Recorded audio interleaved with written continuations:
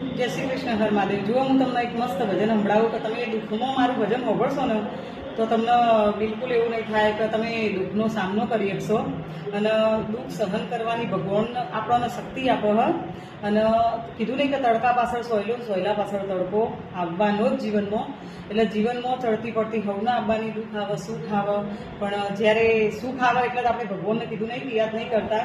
અને ઘણી લેડીઝો મારા જેવી હોય પણ દુઃખમાં અને સુખમાં બધામાં યાદ કરતી હોય, પણ દુઃખમાં આપણે ભગવાનને વધારે યાદ કરીએ।